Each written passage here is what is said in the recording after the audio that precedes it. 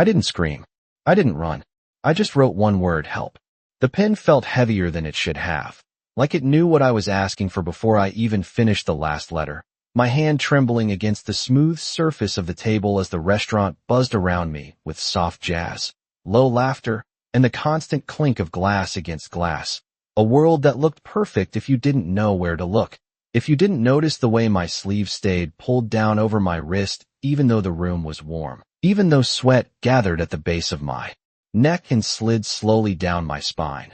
Because keeping things hidden had become second nature to me. Like smiling when I wanted to disappear. Like saying, I'm fine, when everything inside me was anything but. And tonight was no different except for the fact that something in me had finally shifted. Something small but sharp, like the moment before a storm breaks. The moment when silence becomes too loud to ignore. So I folded the napkin once, twice, hiding the word from anyone who might glance too quickly, and I waited for the right moment. The moment that felt less like a choice and more like instinct. Because table 12 wasn't just another table. It never was, not from the second he walked in. Not from the way the air changed without anyone saying a word. Like the entire room had collectively decided to breathe a little quieter, move a little slower, as if something unseen had taken control of the rhythm. And I didn't need anyone to tell me who he was because I felt it. The kind of presence that doesn't ask for attention but owns it anyway. Alexander Kane sat there like the world had arranged itself around him. His suit dark and perfectly tailored, his posture relaxed but deliberate, like every movement had already been decided before it happened. And he wasn't talking much, just listening, watching, his eyes moving across the room in a way that made me feel like nothing escaped him. Not the waitstaff rushing past, not the subtle tension at nearby tables, and definitely not me. Even though I tried to stay invisible, tried to blend into the background the way I always did, but something about him made that impossible, like standing too close to a fire and pretending you didn't feel the heat. I picked up my tray, steadying it with both hands, forcing my breathing to slow as I approached, each step measured, controlled, because I couldn't afford to look nervous, couldn't afford to draw attention from the wrong person. Not tonight. Not when I could already feel the familiar weight of being watched from somewhere behind me. Not directly, not obvious, but enough to make my shoulders tighten. Enough to remind me that time was running out. I reached the table, placed the glasses down one by one, the soft tap of crystal against wood sounding louder than it should have. And then, carefully, like it was just another part of the routine, I slid the folded napkin toward the center of the table, not toward him directly, just enough that it could be noticed if someone was paying attention, and I didn't look at it again, didn't look at him, because looking meant hoping, and hoping felt dangerous, so I turned slightly, ready to step away, ready to pretend nothing had happened, when his voice stopped me, low, calm, controlled in a way that didn't need to be loud to be heard. Miss, he said, and it wasn't a question, it was a pause, a moment that held me in place. I turned back slowly, forcing a polite smile that I'd practiced so many times it felt like muscle memory. Yes, sir. My voice came out steady, softer than the noise around us, but clear enough. And that's when I saw it. The napkin, unfolded now, the word exposed, simple, and undeniable. Help, sitting there between us like it had always belonged, like it had always been meant for him. And he wasn't looking at it anymore. He was looking at me. Really looking. Not the way customers usually do. Not distracted or dismissive, but focused, sharp, like he was reading something written beneath the surface, something I hadn't said out loud. My chest tightened, my heartbeat loud in my ears. And for a second, just 1 second, I thought about taking it back, about laughing it off, about saying it was a joke or a mistake or anything that would make this moment disappear, but I didn't move, couldn't move, because something in his expression told me it was already too late for that. Are you in danger? He asked, and the question landed softly, almost gently, but it cut through everything else like it was the only thing that mattered. I swallowed, my fingers tightening slightly around the edge of my tray, every instinct I had screaming at me to deny it, to protect myself the only way I knew how, by pretending there was nothing to protect. No, I said, the word automatic, familiar, safe in the way lies often are, and for a moment, nothing happened. The music continued. Glasses clinked somewhere behind me. A server laughed too loudly at something I couldn't hear. The world kept moving like this moment didn't exist, but he didn't look away, didn't react the way I expected. No frustration, no disbelief, just a slight shift in his expression, something almost like understanding, like he'd heard that answer before and already knew what it meant. "You're a bad liar," he said quietly, not accusing, not mocking, just stating a fact. And something in my chest cracked, just a little, just enough to let something real slip through the carefully built walls I'd been hiding behind.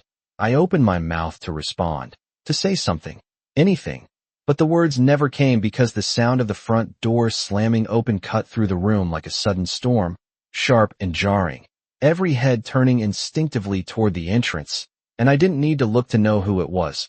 I felt it, the same way you feel thunder before it breaks. My stomach dropped, my grip on the tray tightening as footsteps echoed across the floor, heavy, deliberate, too familiar, and for the first time since I'd written that word, since I'd taken that small, dangerous risk, I realized that whatever happened next wasn't going to stay quiet anymore. And when I finally lifted my eyes to meet his again, Alexander Kane was already watching the door, already calculating, already ahead of the moment that hadn't even fully arrived yet. And somehow, impossibly, I felt something I hadn't felt in a long time. Not safety. Not yet. But the possibility of it. Fragile and uncertain. Like the first breath after holding it in for too long. And it was enough to make me stay exactly where I was instead of running. Enough to make me wonder if maybe, just maybe, writing that word had changed more than I understood. The moment he stepped inside, the air changed in a way no music could cover. Like every sound in the room lowered itself out of instinct rather than instruction, and I felt it before I saw him. That familiar tension pulling tight across my shoulders, my breath catching somewhere between my chest and my throat as his voice cut through the space. Not loud, but impossible to ignore. "Maya," he called, and my name in his mouth sounded different, heavier, like it carried ownership I never agreed to but had learned not to fight. I did not turn right away. I could not. Because turning meant confirming what I already knew, meant stepping fully into the moment I had been trying to delay all night. And for half a second, I considered pretending I did not hear him, considered walking straight into the kitchen and disappearing behind the swinging doors like I had done before, but my feet did not move. They never did when it mattered, so I turned slowly, forcing my expression into something neutral, something safe. And there he was, standing just inside the entrance, his shirt slightly wrinkled, his tie loosened, his presence uneven in a way that made people shift subtly out of his path, not because they understood the situation, but because something about him made them uncomfortable without knowing why.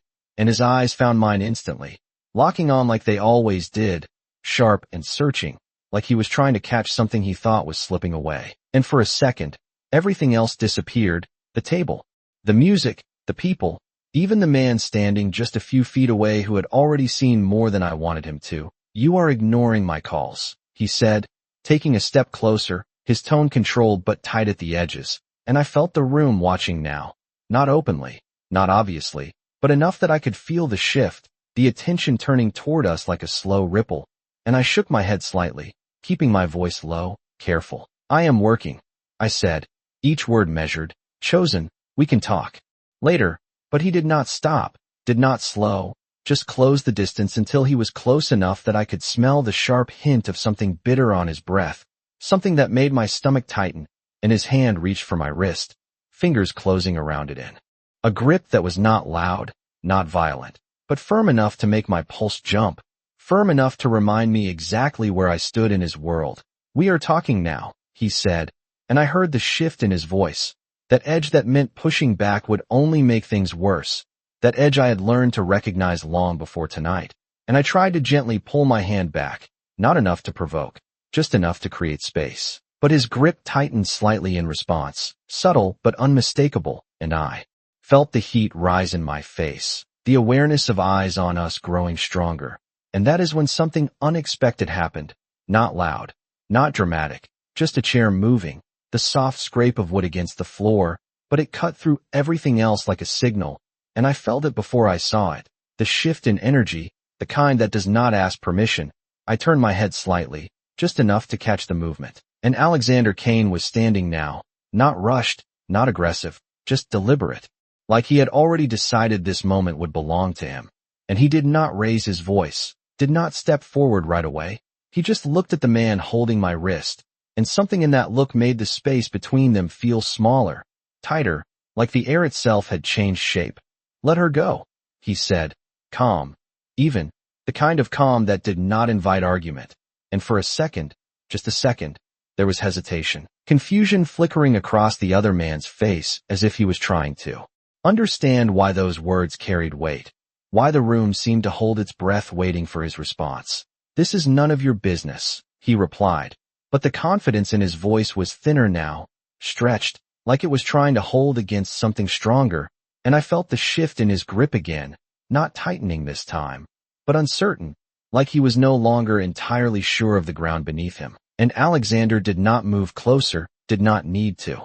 "It became my business the moment. She asked for help," he said, and my heart stuttered at those words, because he said it like a fact, like there was no question, no doubt, even though I had denied it, even though I had tried to take it back. And for the first time that night, I felt something break through the fear, something quieter but stronger, something like being seen, and the silence that followed stretched just long enough to matter, just long enough for the room to register that something was happening, something subtle but undeniable, and then it ended, not with noise, not with a scene, but with a decision. The grip on my wrist loosened, released completely, and I pulled my hand back slowly, my fingers curling slightly as if they needed to remember they were free, and the man took a step back, his expression shifting into something that tried to look controlled, tried to look unaffected, but the uncertainty was still there, flickering beneath the surface.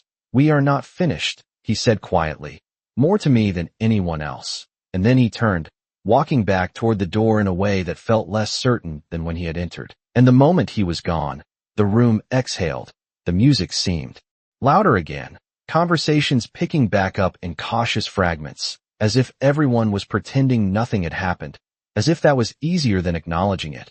And I stood there for a second, my hand still hovering near my chest, my breathing uneven, trying to catch up with a moment that had moved too fast and too slow at the same time. And then I felt it again, that steady presence, and I looked back at him, Alexander Kane, still standing where he had been, his attention no longer on the door, but on me, and the intensity of that focus made something in my chest tighten, not with fear this time, but with something harder to name. "Are you all right?"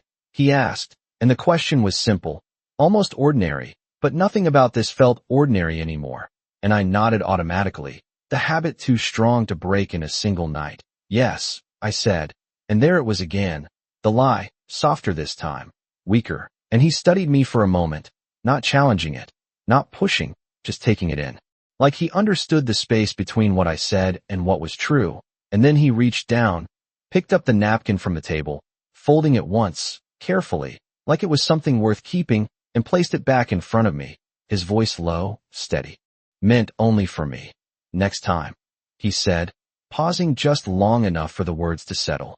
"Do not wait this long." And something in the way he said it made my breath catch, not because of what it meant, but because of how certain he sounded, like he had already decided there would be a next time, like he had already stepped into a space in my life that I had not invited him into. And yet, as I stood there, my hand still trembling slightly, my heart still racing, I did not tell him to leave it alone. I did not tell him he was wrong, because for the first time in a long time, I was not entirely sure I wanted him to be.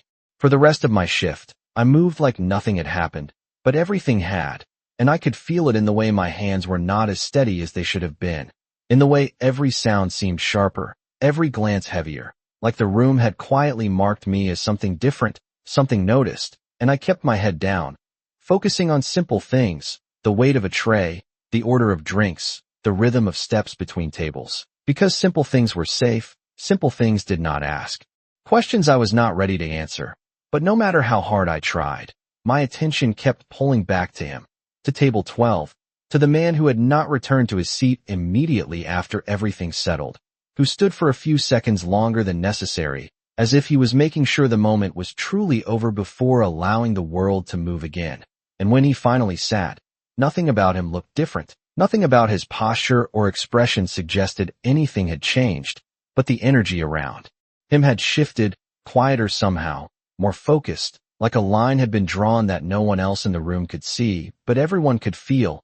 I avoided looking directly at him, but I felt his awareness like a steady presence in the background, not intrusive, not demanding, just there, and it made it harder to pretend that this was just another night, because it was not, because I knew when I clocked out. When I stepped outside into the cooler air and the dim glow of streetlights, the real part of my night would begin, the part that had nothing to do with menus or tips or polite smiles, the part one could not hide behind, the part one had written that word for in the first place. Time moved slower after that, each minute stretching longer than it should have, each task taking more effort than usual, and when the clock above the bar finally crept past midnight, I felt something tighten in my chest, not relief, not yet, just anticipation, the kind that sits heavy and quiet. I finished my last table, wiped down my section, and handed in my apron, my fingers lingering for a second longer than necessary, as if delaying the inevitable by even a few seconds might change something.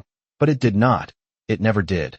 So I stepped into the back hallway, the hum of the kitchen fading behind me as I pushed open the service door and stepped outside, the night air cool against my skin, carrying the faint smell of rain from earlier. The alley lit by a single flickering light that cast long shadows against the brick walls. And for a moment, just a moment, I stood there alone, breathing, letting the quiet settle around me, trying to gather whatever strength I could before moving forward. Because this was the part where I usually told myself I could handle it, the part where I convinced myself that things would be different, that tonight would be easier.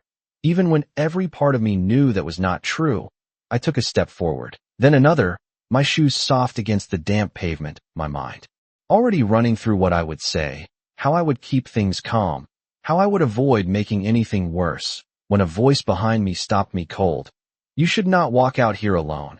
And I froze, my breath catching as I turned slowly.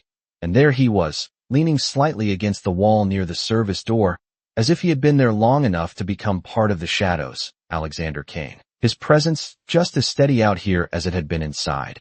Maybe even more so without the noise of the restaurant to soften it. And for a second, I did not know what to say, because this was not part of the plan. He was not supposed to be here. This space was mine. This moment was mine. Even if it was not safe, even if it never had been, I am fine, I said automatically, the words slipping out before I could stop them. And the second they left my mouth, I knew how they sounded, how familiar they were, and something in his expression shifted slightly, not surprise, not disbelief, just recognition, like he had expected that answer before I even gave it. You keep saying that, he replied, his voice calm, almost quiet, but there was something beneath it now. Something firmer, and it keeps not being true. I looked away for a second, my gaze dropping to the ground, to the small cracks in the pavement, because it was easier than meeting his eyes, easier than facing the fact that someone had seen through something I had spent so long trying to hide. You do not know anything about me, I said, softer this time, not defensive, just tired, because it was the truth. He did not know the details, did not know the history, did not know how things had gotten this way. But when I looked back up, he was already watching me, already listening in a way that made it feel like he did not need the details to understand the shape of it. I know enough, he said, pushing himself off the wall and taking a step closer, not invading, not forcing, just closing the distance enough that his presence felt more real, more immediate. I know you asked for help, he paused, just long enough for the words to settle between us. And I know you tried to take it back. My throat tightened at that, because hearing it out loud made it harder to deny, made it harder to pretend that moment had not mattered. That was a mistake, I said quietly, not sure if I meant writing the word or denying it after, maybe both. And for the first time since I had met him, something almost like frustration flickered in his expression, brief but unmistakable. No, he said, just as quiet, but sharper now, more certain. The mistake is thinking you have to handle this alone. And something in me reacted to that, something that had been quiet for too long, something that was tired of being careful, tired of being silent. You do not understand, I said, my voice rising just slightly before I caught it, pulling it back down, because even here, even now, raising my voice felt dangerous, felt like it might echo into places I did not want it to reach. It is not that simple. And he studied me for a moment, really studied me, like he was deciding something, like he was weighing options I could not see. And when he spoke again, his voice was different, lower, more deliberate. It is never simple, he said, but it is not supposed to feel like this either, and I felt my chest tighten again, because part of me wanted to believe there was another way, that things could be different, but wanting something and trusting it were not the same. Not for me. Not anymore. You should go home, I said finally, stepping back slightly, creating distance where there had been none, because this was getting too close to something I was not ready to face. This does not involve you. And for a second, just a second, I thought he might listen, might nod and walk away, might leave this where it was, but instead, he held my gaze, steady and unyielding, and something in that look told me he had already made his decision long before I stepped outside. You wrote my name without knowing it, he said quietly. That makes it my business. And the way he said it was not a threat, not a claim, just a fact, simple and unavoidable, and before I could respond, before I could argue or deny, or push him away again, the faint sound of footsteps echoed at the far end of the alley, and my body reacted before my mind did, my shoulders tightening, my breath catching, every instinct sharpening at once, and I knew without looking that whatever came next was going to test everything I had just said, everything I had just tried to hold together. And when I glanced back at him, Alexander Kane was already looking in that direction, already aware, already ready. And for the first time that night, I did not step away. The footsteps did not rush, did not stumble. They echoed slow and certain against the concrete like they already knew exactly where they were going. And my body reacted before my mind could catch up, my fingers tightening at my sides, my breath shortening, every instinct telling me to step back, to create distance, to disappear before the moment fully formed, but I did not move, not this time, because something beside me did not move either, and that steadiness held me in place, anchored me in a way I did not expect. I glanced toward the end of the alley, the dim light stretching just enough to reveal his silhouette as he came closer, and even in the low glow, I could see the tension in his shoulders, the way his steps carried more weight than before, more intention, like whatever had been held back inside the restaurant had followed him out here and settled into something harder to ignore. You left without saying anything, he said, his voice cutting through the quiet, not loud, but sharper now, and I swallowed, forcing my voice to stay even. My shift ended. I replied, simple, neutral, the safest answer I could give, but his eyes moved past me then, landing on the man standing just a few feet away, and the shift was immediate, subtle but unmistakable, like a line had been drawn that neither of them had agreed to but both of them understood. Who is this? He asked, the question directed at me, but weighted with something else entirely, something that made the space between them feel smaller, tighter, and I felt the familiar pressure building in my chest again, the urge to smooth things over, to make this smaller than it was, to keep everything from escalating into something I could not control. He is just a customer, I said quickly, the words coming out faster than I intended, and for a second, no one spoke, the silence stretching just long enough to feel fragile, like it could break with the wrong movement, the wrong word. And then Alexander shifted slightly, not stepping forward, not closing the space, just adjusting his stance in a way that felt deliberate, grounded.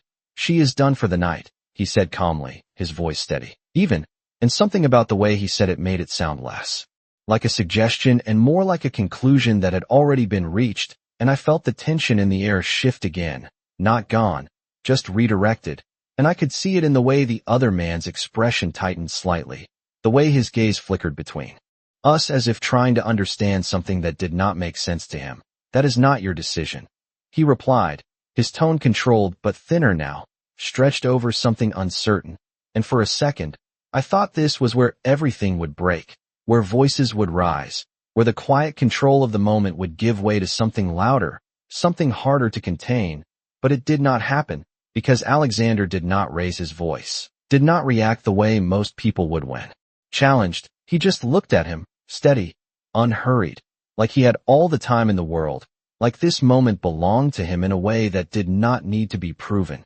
You are right, he said after a brief pause, his tone unchanged, It is hers. And the shift in those words caught me off guard, because suddenly the weight of the moment turned toward me, settled on my shoulders in a way that felt both unfamiliar and overwhelming, like I had been handed something I did not know how to hold.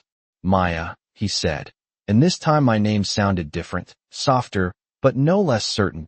Do you want to leave? And the question hung there, simple on the surface but heavy underneath, because it was not just about walking out of the alley, it was about everything that came with it, everything that followed after, and for a second, I could not answer, because no one had asked me that before, not like this, not in a way that felt real, and my mind raced, weighing the options I already knew too. Well, the consequences I had learned to anticipate, the familiar path of saying no, of staying where I was because it was easier, because it was predictable, because it did not change anything. But something inside me hesitated, something quieter but stronger, the same part that had written that word earlier, the same part that had refused to stay silent even when it would have been easier, and I felt his eyes on me, not pushing, not demanding, just waiting, and for the first time, I realized he would accept whatever answer I gave, that this was not about control, not about taking over, but about something else entirely, something I was not used to, and my voice felt unfamiliar when I finally spoke, softer than I expected but steady enough to carry. Yes, I said, and the word felt small but significant, like it had taken more effort than it should have. And for a moment, nothing happened, the alley still, the air heavy with what had just shifted, and then Alexander nodded once, just once, like that was all he needed, and he stepped slightly to the side, creating space instead of closing it, a simple movement that changed everything about the moment, because it made the path forward clear without forcing it, and I took a step, then another, my legs moving before my mind fully caught up, the distance between me and the past few minutes growing with each step, and I did not look back right away. I could not, because looking back meant questioning the choice I had just made, and I was not ready for that. Not yet, but I could feel it, the shift behind me, the tension settling into something quieter, something resolved in a way I did not fully understand. And when I finally reached the end of the alley, the streetlights casting a softer glow across the pavement, I paused, just for a second, and turned slightly, not fully, just enough to see him still standing there, still watching, not in a way that felt possessive or controlling, but steady, like he was making sure I was actually leaving, like he was making sure I had the space to do it. And our eyes met for a brief moment, and something unspoken passed between us, something that felt less like an ending and more like the beginning of something I had not planned for, something I was not sure I was ready for.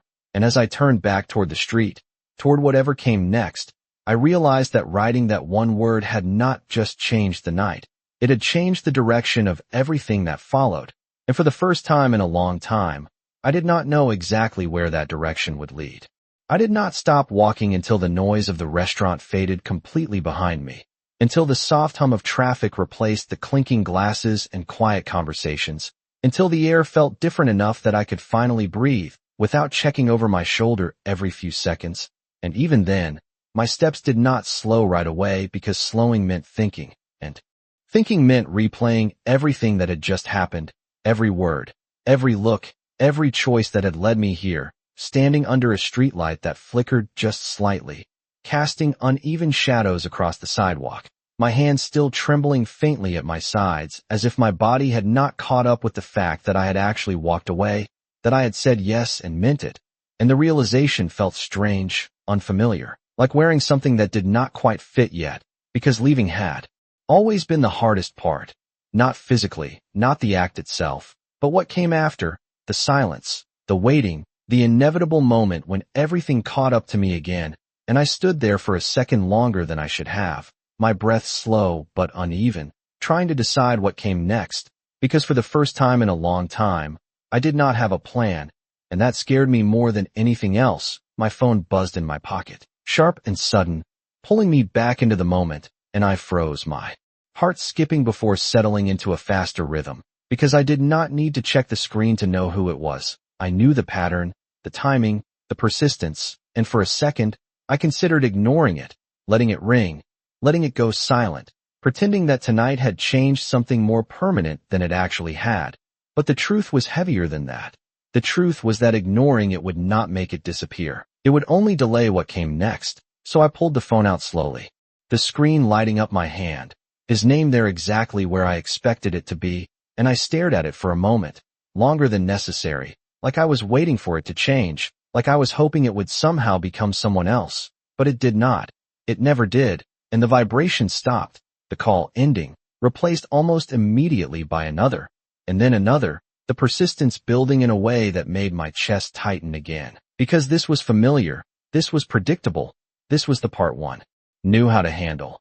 And I almost answered out of habit, almost pressed the button just to make it stop, just to control the situation the way I always had.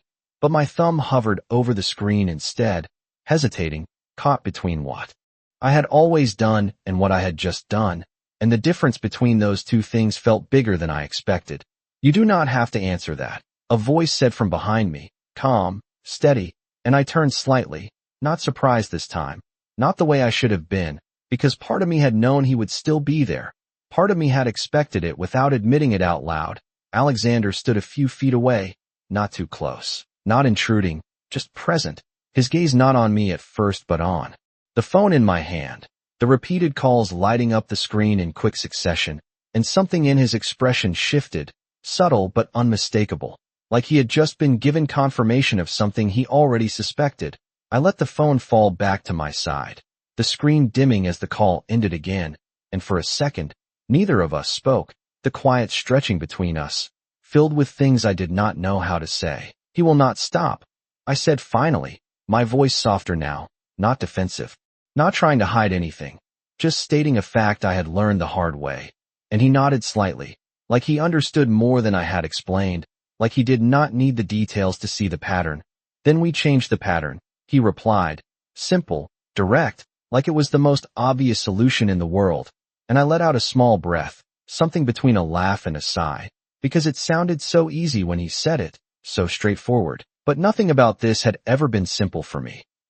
Does not work like that, I said, shaking my head slightly, my eyes dropping to the pavement again, tracing the cracks without really seeing them. People like him do not just stop because you ask them to.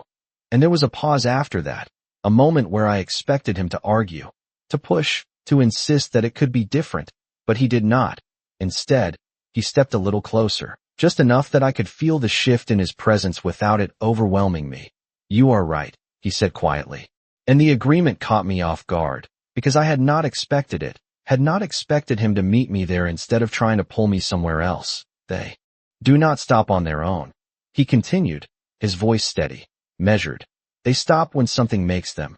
And the way he said it was not threatening, not aggressive, just certain, like he was stating a rule rather than making a promise, and something in my chest tightened again, not from fear this time, but from the weight of what that meant, from the realization that he was not talking about temporary solutions or small changes. He was talking about something bigger, something more permanent. And that was exactly what I had spent so long avoiding. I do not want trouble, I said quickly, the words coming out sharper than I intended, because the idea of things escalating, of things becoming more complicated than they already were, made my stomach twist, and he looked at me then, really looked, his gaze steady and focused in a way that made it hard to look away. This is already trouble, he said, not unkindly, not pushing, just honest, and I felt the truth of that settle over me. Heavy and unavoidable, because he was right, because this had never been simple, had never been safe.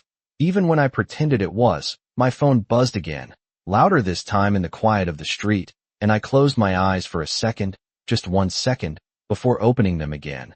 The decision forming somewhere deeper than my thoughts, somewhere quieter but stronger, and when I looked back at the screen, I did not hesitate this time. I pressed the button and turned it off completely, the silence. That followed immediate and absolute.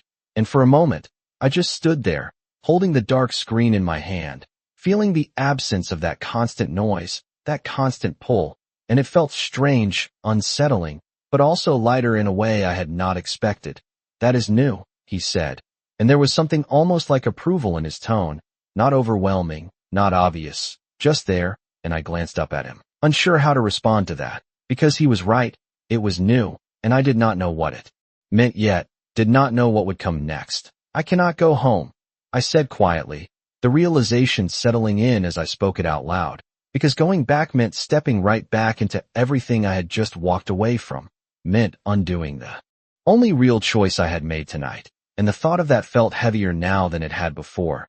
Then you do not, he replied, simple again, like the answer had already been decided, and I hesitated, the weight of that choice pressing in from all sides, because not going home meant something else entirely, something uncertain, something unfamiliar, and I was not used to that, not used to stepping outside the lines I had drawn for myself just to survive. Where would I go? I asked, the question quieter than I intended, more vulnerable than I was comfortable with, and he held my gaze for a second longer before answering, his voice low, steady, leaving no room for doubt. Somewhere he cannot reach you.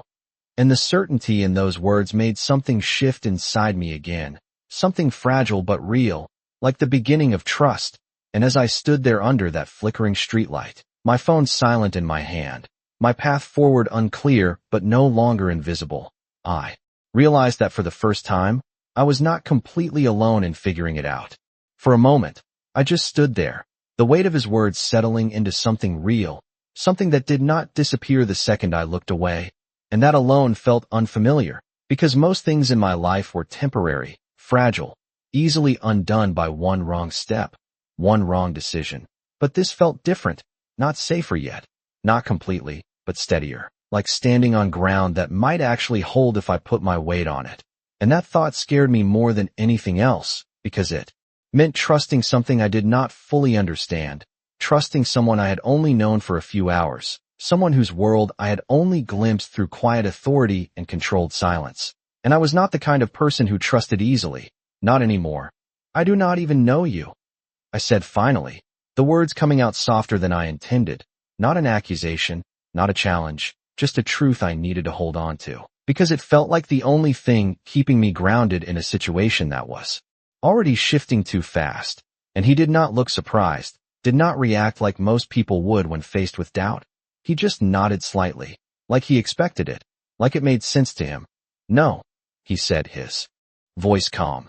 Even, you do not. And there was no defensiveness in it, no attempt to convince me otherwise, just acknowledgement. And for a second, that made it harder to argue, harder to hold on to the distance I was trying to create, because he was not pushing against it, he was letting it exist, and that kind of patience felt unfamiliar, almost disarming. Then why are you doing this? I asked, my eyes lifting to meet his again, searching for something I could understand, something that made sense in a way I could accept, because people did not just step into situations like this without a reason, not in my experience. There was always a cost, always an expectation, always something beneath the surface that eventually came to light, and I needed to know what that was before I took another step forward. And he held my gaze for a moment, longer than necessary, like he was considering how much to say, like he was choosing his words carefully instead of reaching for the easiest answer. Because you asked, he said finally, simple, direct, and I felt something shift at that, something small but sharp, because it was not what I expected, not a calculated explanation or a reason tied to anything else. Just that, just the fact that I had asked, even if I had tried to take it back, even if I had pretended it did not matter, and the simplicity of it made it harder to dismiss, harder to question in the way I wanted to. People do not usually respond like that, I said quietly, and there was something almost like a breath of honesty in my voice now, something that had not been there before, because this was not about arguing anymore. This was about understanding, and he tilted his head slightly, just enough to acknowledge the truth in that.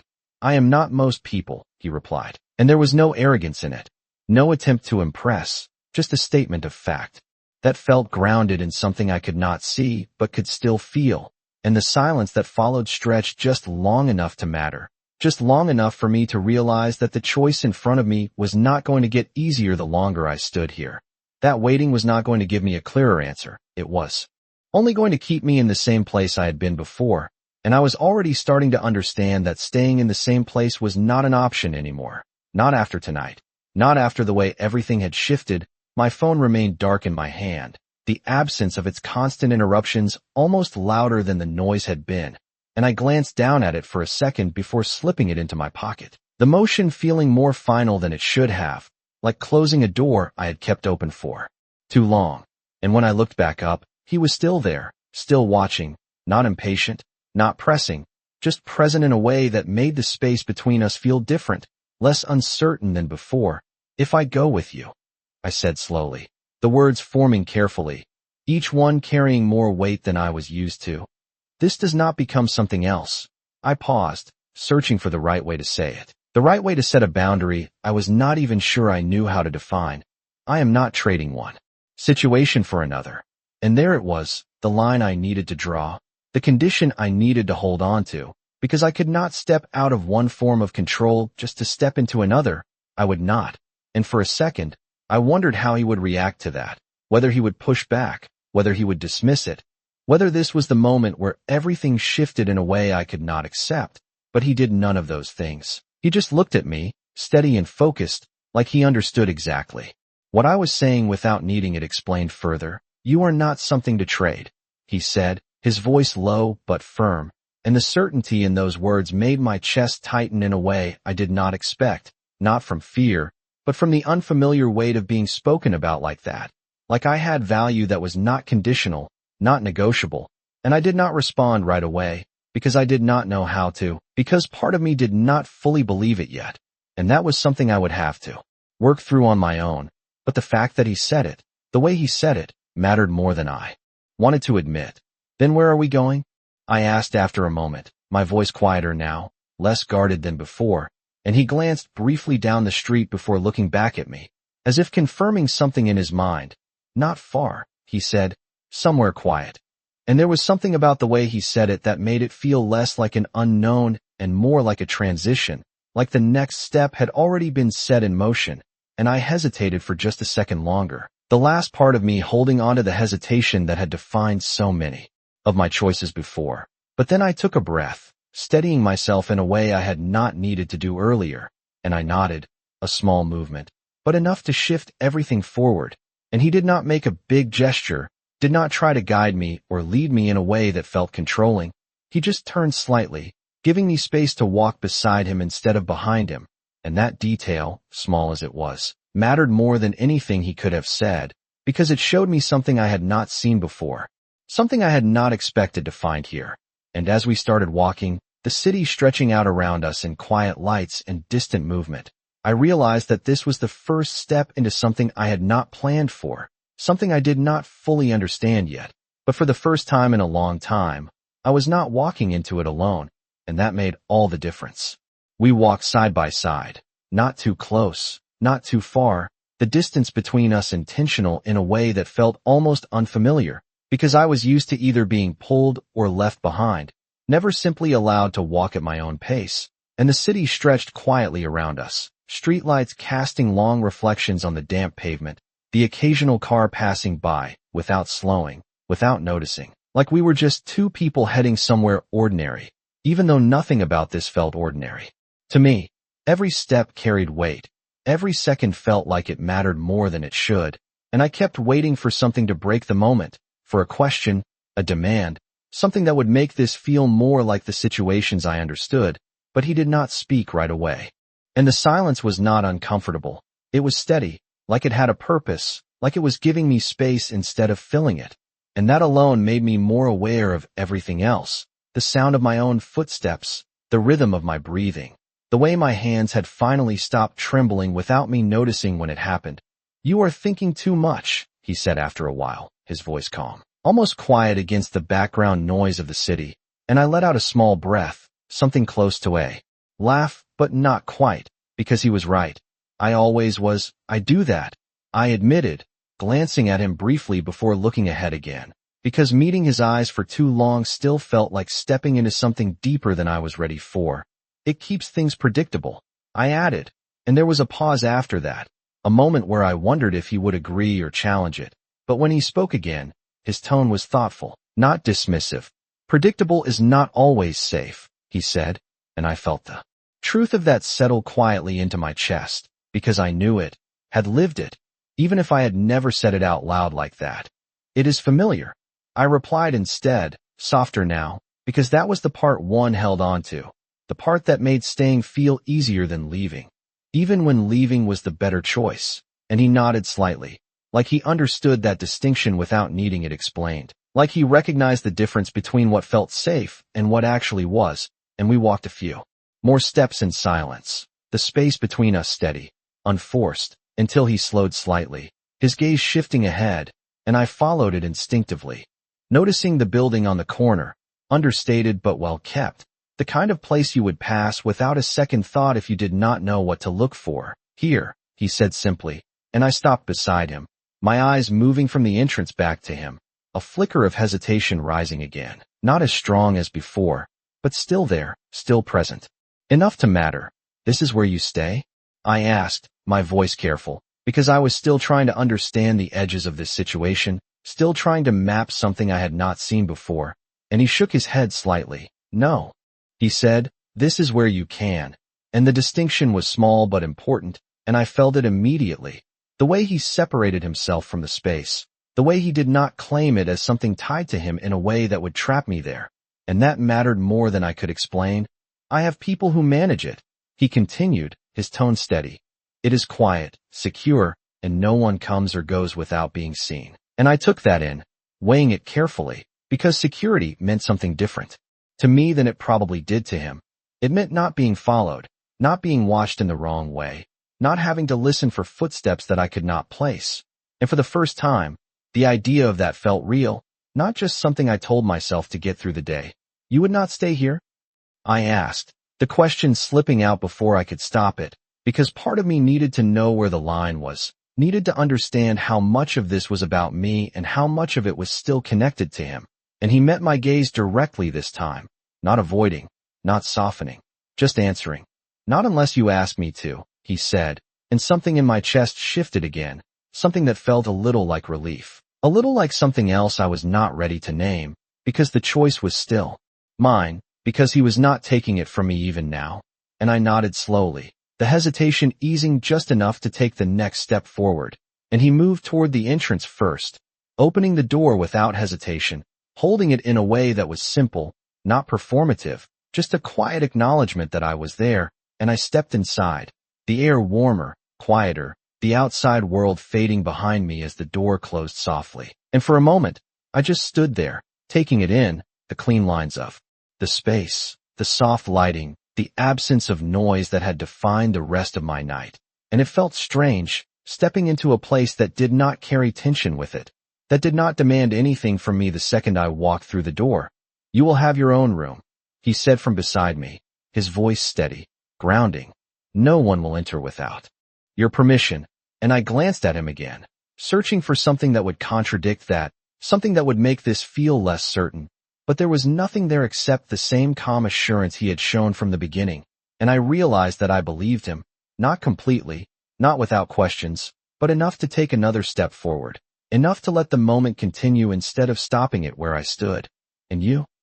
I asked quietly, because even though he had already answered part of that, I needed to hear it again, needed to understand where he fit into this space now that we were inside it. And he held my gaze for a second before answering, his voice low, certain, leaving no room for doubt. I will be where you can reach me, he said, and the simplicity of that settled into something real, something that did not feel like control, did not feel like distance, but something balanced between the two. And I nodded again, slower this time, the weight of the night catching up to me in ways I had not expected, the adrenaline fading just enough to leave behind the quiet exhaustion underneath.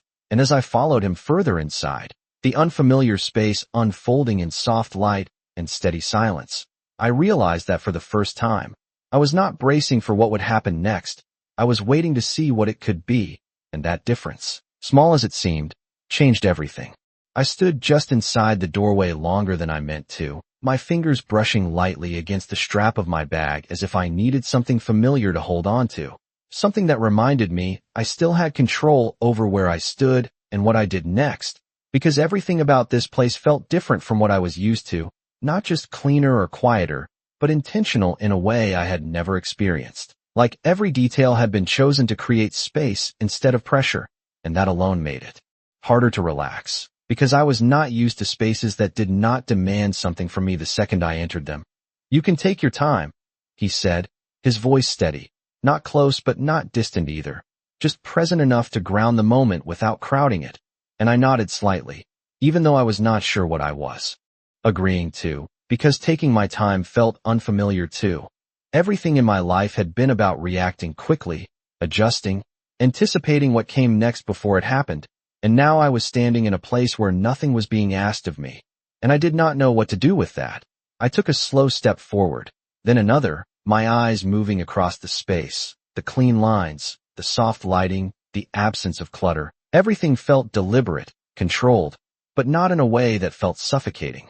More like a structure that allowed things to exist without chaos, and I realized that was something I had not felt in a long time. If ever, this way, he said after a moment, turning slightly and walking down a short hallway, not looking back to make sure I followed, just trusting that I would, and that small detail mattered more than it should have, because it meant I was choosing to follow, not being led. And I took a breath before stepping after him, my footsteps quieter now against the polished floor, the air still, almost calm in a way that made my chest feel tight instead of relaxed. Because calm was unfamiliar. Calm meant I did not know what to expect, and that uncertainty settled into my thoughts as we reached a door at the end of the hall. He stopped, turning slightly to face me, his hand resting lightly against the doorframe instead of the handle, as if giving me the space to decide whether I wanted to step forward or not. "This is yours," he said, simple, clear, and I hesitated for just a second, the weight of that word settling into something real, something I was not used to hearing in a context like this, because nothing had been mine for a long time, not in a way that felt secure, not in a way that did not come with conditions, and I reached for the handle slowly, my fingers brushing against the cool metal before turning it, pushing the door open just enough to see inside. The room was simple, clean, a bed neatly made, a chair by the window, a small lamp, casting a soft glow that felt warmer than the overhead lights outside.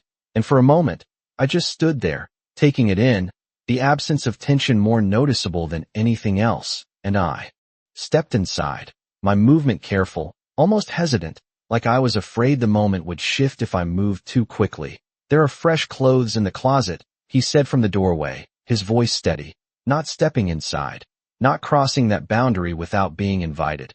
And I glanced toward the closet before looking back at him, my mind catching on the detail, on the fact that he had thought of that, had anticipated something I had not even considered yet, and I nodded again, quieter this time, because I did not know how to respond to something that felt thoughtful without feeling calculated, and he seemed to understand that, because he did not push for a response, did not fill the silence with explanations or expectations. He just stood there for a moment longer, making sure I had what I needed before stepping back. "There is a phone on the table," he added, gesturing slightly toward the nightstand. "It is not connected to anything outside this building unless you choose it to be," and I followed his gesture, noticing the small device resting there. Simple, unassuming, but the implication behind it was clear: control, choice, something I had not had in a long time, and my chest tightened again, not with fear, but with the weight of that realization. "And you?" I asked, the question coming out before I could stop it, because even though I was standing in this space that was now supposedly mine, I needed to understand where he was in relation to it, where he stood in all of this now that we had crossed into something more defined. And he met my gaze without hesitation, his expression steady, grounded. "Down the hall," he said, "door on the left." And there was no hesitation in his answer, no ambiguity, just clarity, and that mattered, because it meant I knew where to find him if I needed to. But it also meant he was not placing himself in this space without my permission, and I nodded slowly, the tension in my shoulders easing just slightly as the boundaries became clearer, more defined. "You should rest," he added after a moment, his tone softer now, not instructive, not demanding, just a suggestion that felt reasonable, almost natural after everything that had happened. And I realized then how tired I actually was, how much of the night I had pushed through without letting myself feel it, the weight of it settling into my bones now that I was standing still, now that I did not have to keep moving to stay ahead of something. And I let out a small breath, something I had been holding on to without realizing it. "Thank you," I said quietly, the words unfamiliar on my tongue in this context, because gratitude was not something I associated with situations like this. But it felt right, it felt necessary, and he nodded once, acknowledging it without making it into something bigger. "Lock the door," he said before stepping back fully into the hallway, his voice steady. "No one will come in without your permission, but you should still lock it." And the practicality of that grounded me more than anything else he had said, because it was not about control, it was about giving me the tools to create my own sense of safety, and I nodded again, watching as he turned and walked away, his footsteps fading down the hall until I was alone. In the room, the quiet settling around me in a way that felt heavier now, not because it was threatening, but because it was unfamiliar, and I closed the door slowly, the soft click echoing slightly in the stillness before I reached for the lock, turning it with a small, deliberate motion, and for a second, I just stood there, my hand still resting against the door, feeling the solidness of it, the barrier it created, and something in my chest shifted, something small but significant, because, for the first time in a long time, I had closed a door and felt like I was the one deciding what stayed outside.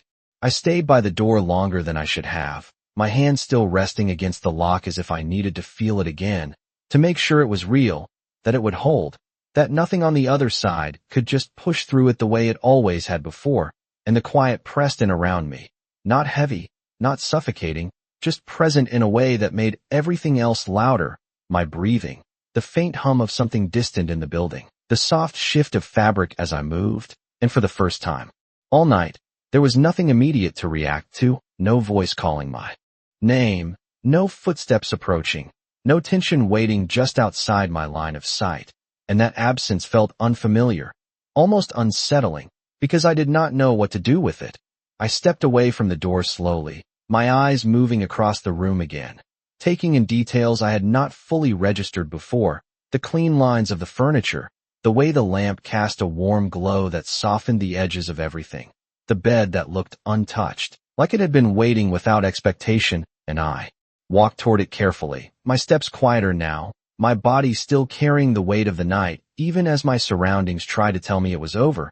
I set my bag down on the chair, the small sound it made grounding me in a way I did not expect, and I exhaled slowly, my shoulders lowering just slightly as the tension began to ease in places I had not realized were tight. But it did not disappear completely, it never did. Not this quickly, my mind still turning, still replaying, still trying to make sense of everything that had shifted in just a few hours, and I sat on the edge of the bed, my hands resting on my knees, staring at the floor for a moment as if the answers might be there, as if something would suddenly make this all feel logical.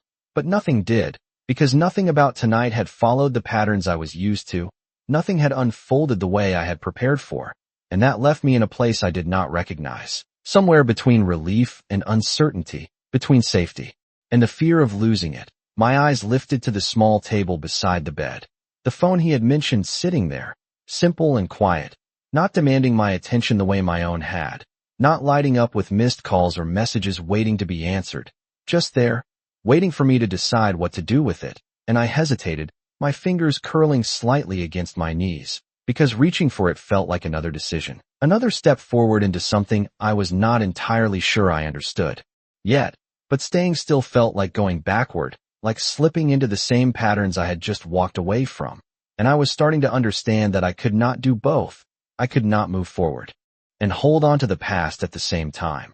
So I stood slowly, my movements deliberate, and crossed the small distance to the table, my hand hovering over the phone for a second before picking it up. It was lighter than I expected, cool against my palm, and I turned it over, studying it as if it might tell me something on its own, but it did not. It was just a device, just a tool, the meaning behind it coming from what I chose to do next, and that thought settled into something steady in my chest. Something that felt like control, real control, not the illusion of it, and I set it back down carefully, not because I was afraid to use it, but because I realized I did not need to yet, not tonight. Tonight was about something else, something quieter, something that did not require immediate action, and I turned toward the closet instead, opening it slowly, the soft creak of the door almost too loud in the silence. Inside, the clothes were neatly arranged, simple, neutral, nothing flashy. Nothing that felt like it belonged to anyone else. Just options, just choices, and I reached out, brushing my fingers lightly against the fabric, grounding myself in the texture, the reality of it, before pulling out a soft shirt and a pair of sweatpants, the familiarity of them easing something inside me that I had not realized was still tight, and I stepped into the bathroom, closing the door behind me, the light brighter here, clearer, reflecting back at me in the mirror before I could prepare for it. And I stopped, my breath catching slightly as I took in my own reflection, really looked at it for the first time that night, the tiredness in my eyes, the faint shadows beneath them, the tension still lingering in my expression even now. And I leaned forward slightly, my hands resting against the edge of the sink, studying the person looking back at me as if she were someone else, someone I was just starting to understand. "You left," I said quietly, the words almost a whisper. But they felt heavier than anything I had said all night, because they were real, because they were true, and I straightened slowly, the realization settling deeper, not just as a thought, but as something solid, something I could hold on to. And I changed quickly, the soft fabric unfamiliar at first but comforting in a way that surprised me, like stepping into a version of myself I had not seen in a long time, or maybe ever. And when I stepped back into the room, the quiet was still there, waiting, unchanged, but I felt different in it now, less like I was bracing against it, and more like I was starting to exist within it. I moved back to the bed, sitting down again, this time letting my weight settle into the mattress instead of hovering at the edge, my body finally beginning to acknowledge how tired it was, how much it had been holding together just to get through the night. And I leaned back slowly, my head resting against the pillow, my eyes staring up at the ceiling for a moment, as everything began to slow, my thoughts no longer racing as fast, no longer jumping from one possibility to another, just moving steadily, like they were finally catching up to where I was. And in that quiet, something else surfaced. Something I had not fully let myself think about yet. Him.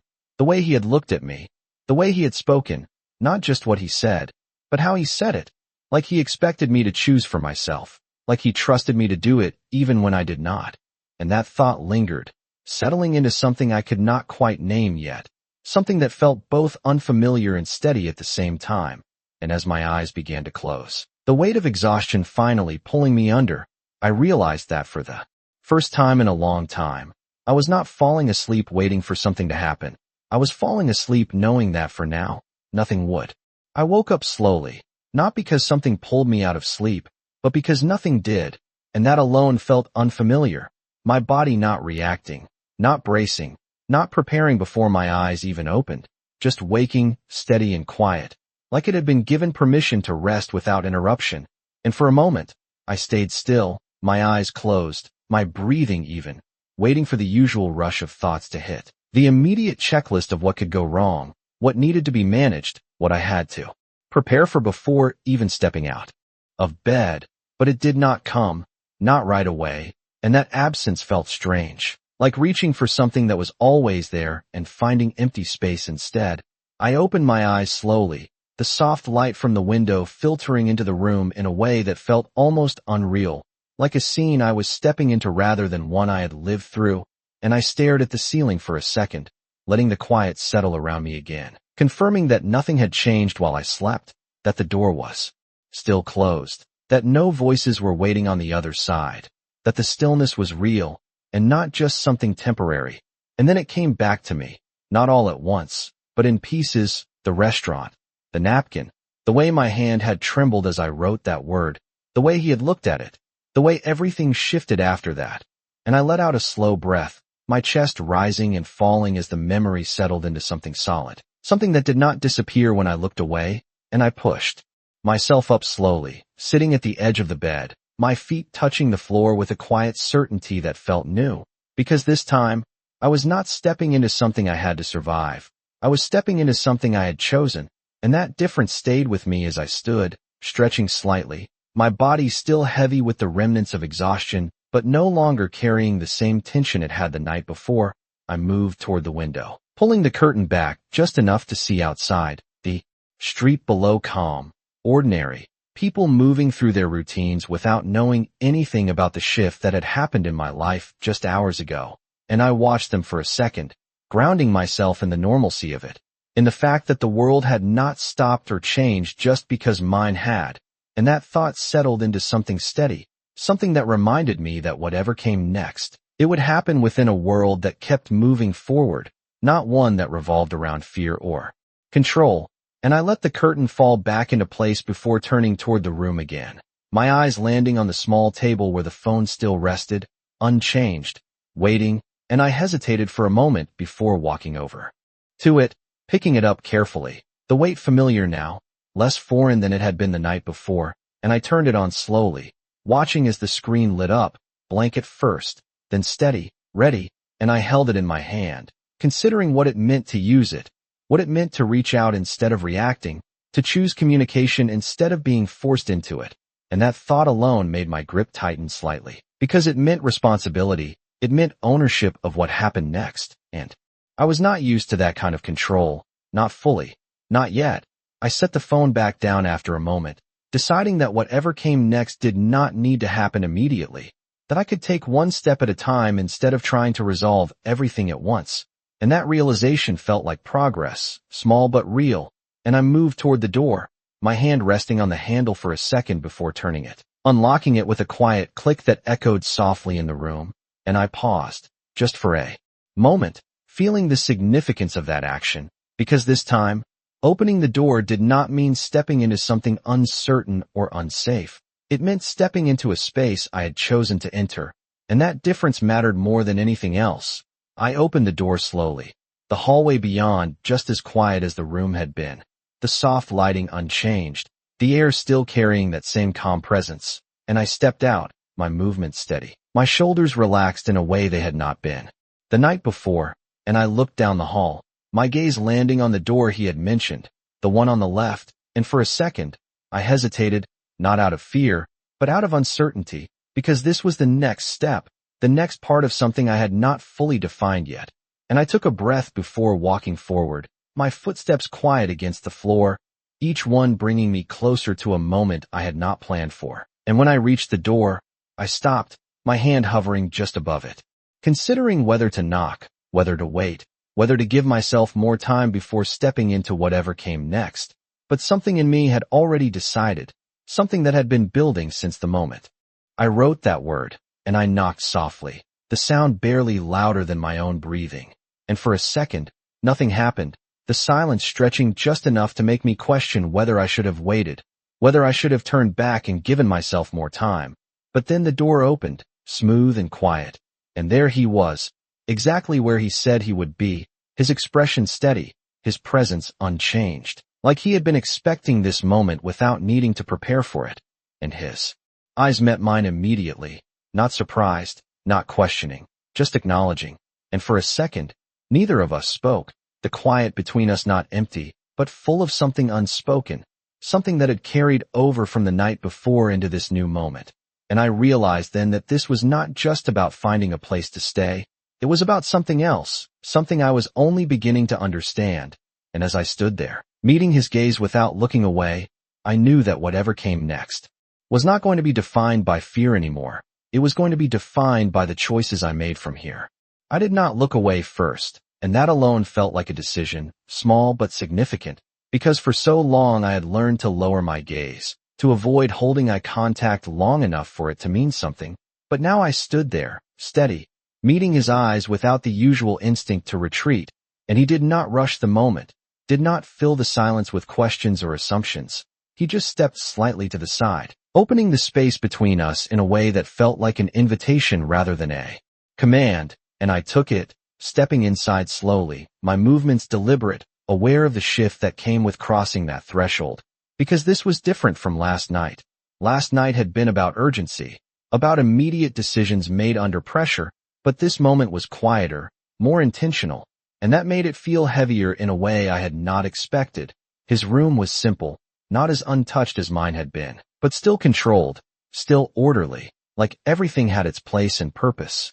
A desk near the window, a chair angled slightly toward it, a jacket draped neatly over the back, as if it had been placed there with thought rather than discarded, and I noticed the details without meaning to, the way I always did, because paying attention had always been how I stayed ahead of things, how I kept myself prepared for what came next.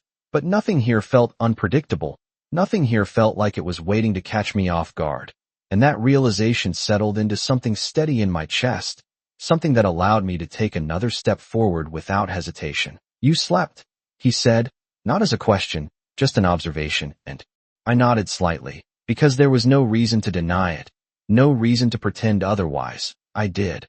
I replied, my voice even, quieter than usual but not uncertain, and he watched me for a second, like he was confirming something in that answer, something beyond the words themselves, before nodding once. Good, he said simply, and the word carried more weight than it should have, not because of what it meant, but because of how it was said, like it mattered, like it was something worth acknowledging.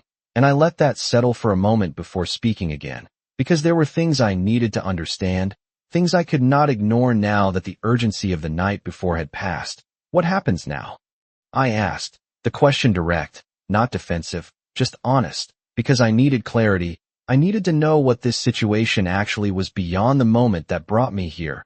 And he did not answer right away. He moved instead, crossing the small space to the desk, picking up a folder that I had not noticed at first, and he held it for a second before turning back toward me, his expression unchanged, steady as it had been from the beginning.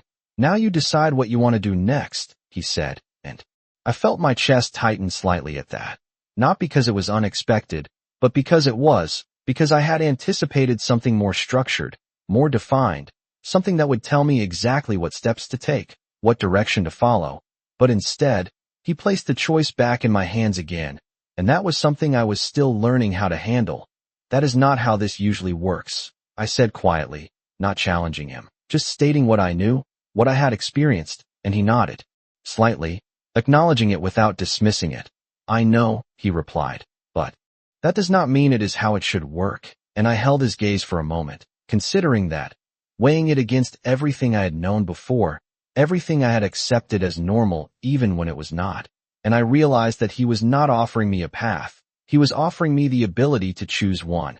And that was something I had not had in a long time, if ever. And if I choose wrong?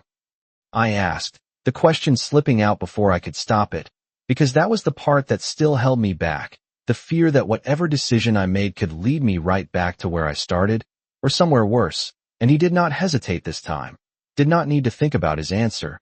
Then we adjust, he said, simple, certain, like failure was not an endpoint, but a step. And something about that shifted the way I looked at the situation, the way I looked at the choices in front of me. Because it removed the pressure of getting it perfect, of making the one correct decision that would fix everything, and replaced it with something more flexible, something that allowed for movement, for change. And I exhaled slowly, my shoulders relaxing just slightly as that realization settled in. What is that? I asked, nodding toward the folder in his hand, and he glanced down at it briefly before extending it toward me, not forcing it, just offering it.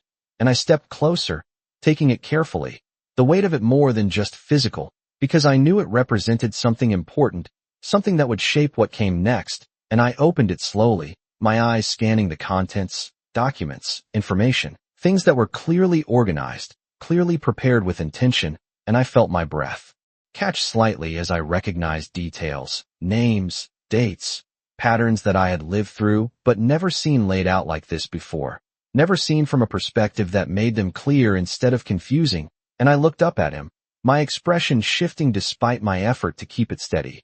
You already knew, I said, the realization settling into something undeniable, and he met my gaze without hesitation. I suspected, he replied. I confirmed after you left. And there was no apology in his tone, no attempt to soften the fact that he had looked into my life without asking, just honesty. And I considered that for a moment, weighing how I felt about it, because under different circumstances, it would have made me pull back, would have made me question everything. But here, now, it felt different, because he was not using it against me.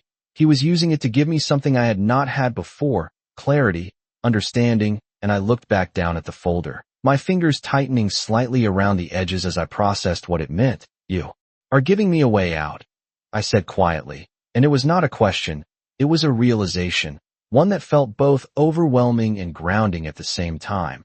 And he nodded once, his expression steady. I am giving you options, he corrected, and that distinction mattered, because it meant the choice was still mine, because it meant I was not being pushed into a single direction, and I closed the folder slowly, holding it against my chest for a second as I let everything settle, the weight of it, the reality of it, The fact that this was no longer just about one night or one decision. It was about something bigger, something that could change everything if I allowed it to.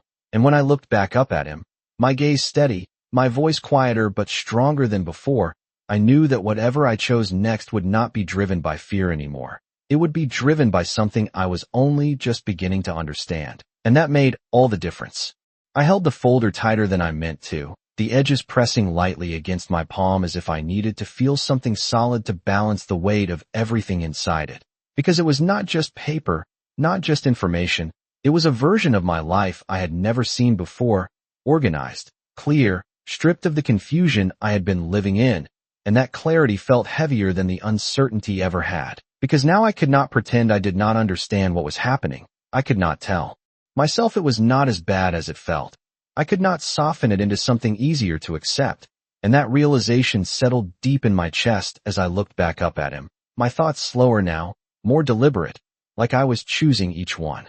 Instead of reacting to them, "You said I decide," I said quietly, my voice steady even though everything inside me felt like it was shifting into something new, something unfamiliar, and he nodded once, not interrupting, not adding to it, just confirming what he had already made clear, and I took a breath, the air feeling different now, heavier but cleaner, like it carried less fear and more truth. "Then I need to understand everything," I continued, my fingers tightening slightly around the folder, "not just what is in here, but what it means if I use it." And that was the part that mattered, not just having options, but knowing the cost of each one, knowing what I was stepping into instead of just stepping away from something else. And he watched me for a moment, his expression steady, like he had been waiting for that question, like he had expected me to ask it instead of avoiding it.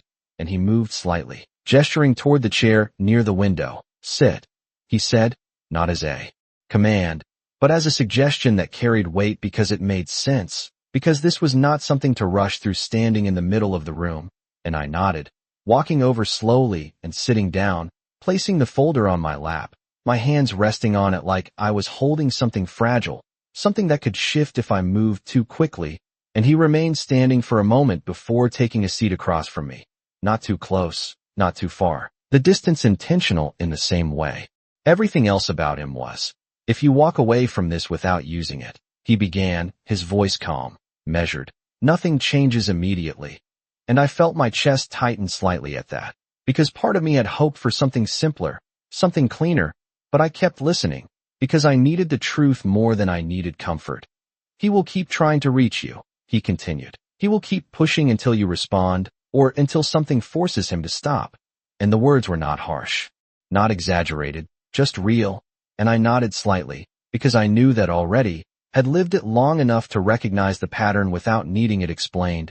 "If you use what is in that folder," he went on, his gaze steady on mine, "you disrupt that pattern," and I felt the shift in that, the difference between reacting and changing something, between surviving and stepping out of it entirely. "But disruption creates attention," he added, and there it was, the part that mattered, the part that made the choice heavier. Attention brings consequences. And I let that settle, my fingers pressing slightly into the folder as I considered it, because that was what I had been avoiding all along. Not just the situation itself, but the consequences of changing it. The unknown that came with stepping outside of what I understood. "And you handle those consequences?" I asked, my voice quieter now, not because I was uncertain, but because the question itself carried weight. And he did not answer immediately, did not rush to reassure me or promise something he could not control. He just held my gaze, steady and direct. "I handle what I can," he said finally. "But some of it will still be yours." And that honesty hit harder than anything else he could have said, because it did not try to remove the difficulty. It did not try to make this into something easy. It just acknowledged reality, and I respected that more than I expected to, because it meant I could trust the rest of what he was saying. "So there is no version of this where it is simple," I said, more to myself than to him. And he shook his head slightly.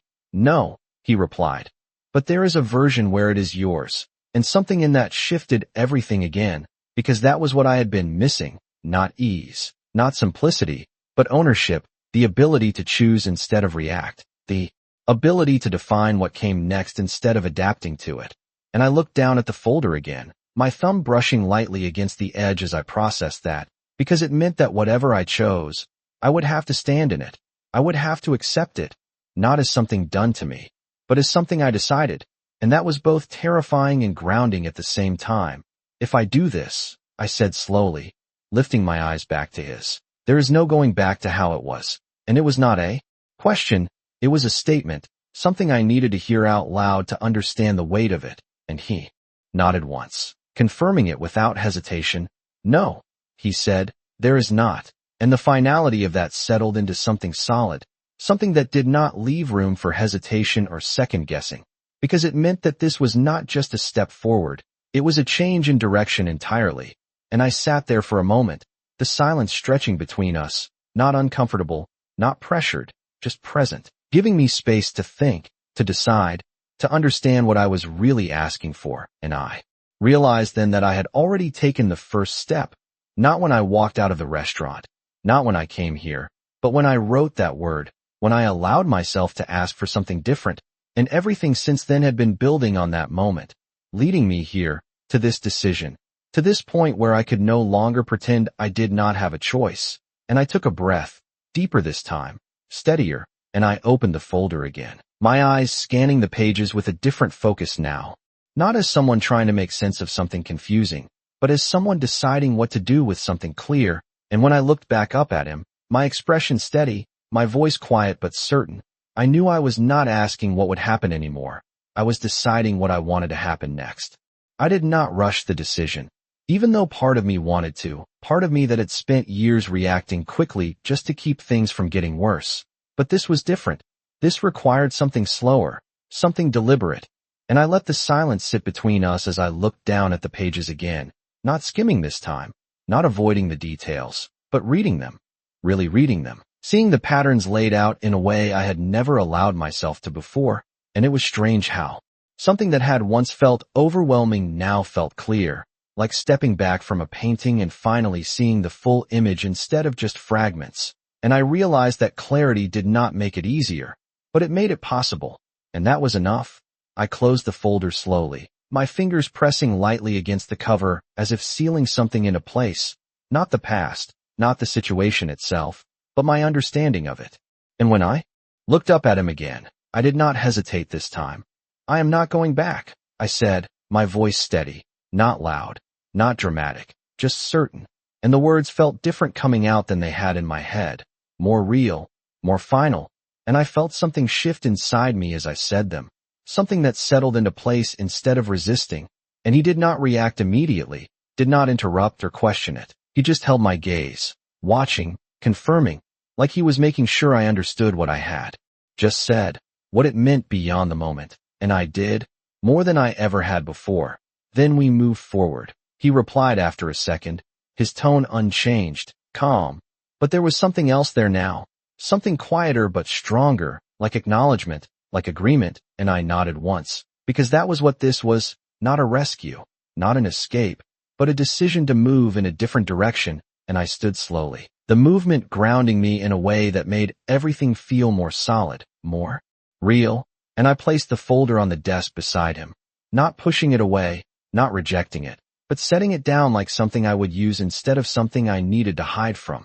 Tell me what I need to do, I said, and this time, the words did not feel like giving up control, they felt like stepping into it, because I was choosing to ask, choosing to engage, and he nodded slightly, turning his attention to the folder as he opened it again, his movements precise, deliberate.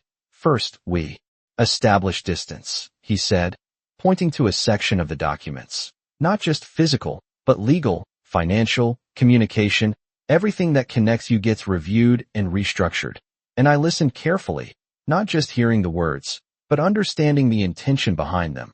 The way each step was designed to create space, to remove the invisible ties that had kept me in place for so long. Second, he continued, we control the narrative.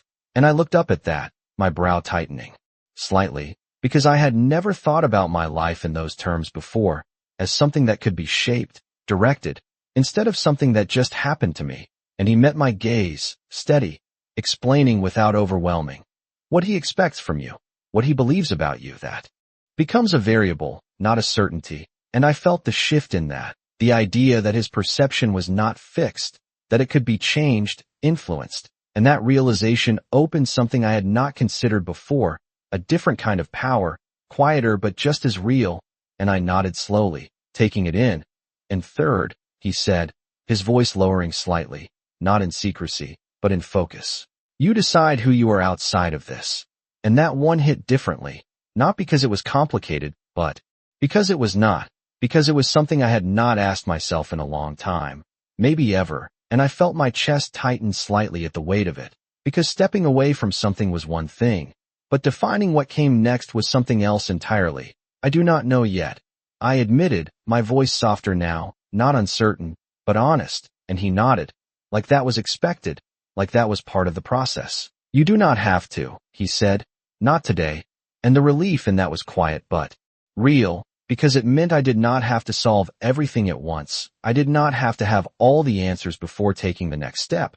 I just had to keep moving forward, and I exhaled slowly, my shoulders easing as that settled in, and for a moment, neither of us spoke, the silence not empty, but full of what had just been decided, what had just shifted, and I realized that this was not the end of something. It was the beginning of something I had not allowed myself to imagine before, something that did not revolve around surviving, but around choosing, and I turned slightly, my gaze moving toward the window, the light outside brighter now, clearer, the day fully started in a way that felt symbolic without trying to be, and I stepped closer, my reflection faint in the glass as I looked out, taking in the movement below, the normalcy of it, the steadiness, and I felt something settle inside me, not complete, not finished, but grounded, like I had finally found a place to stand instead of constantly adjusting to stay upright. You changed everything with one word, he said from behind me, his voice calm, almost reflective, and I paused, my hand resting lightly against the window, because I knew what he meant. I knew exactly what word he was talking about, and I let out a small breath, something between disbelief and acceptance. No, I said quietly, turning slightly to look back at him, my voice steady. I just stopped pretending I did not need help. And the truth of that settled between us, simple, clear, and for the first time, it did not feel like weakness, it felt like the beginning of something stronger, something I was ready to face. And as I stood there, no longer looking down, no longer hiding behind what I thought I had to be, I realized that the most powerful thing I had done was not writing that word, it was finally meaning it.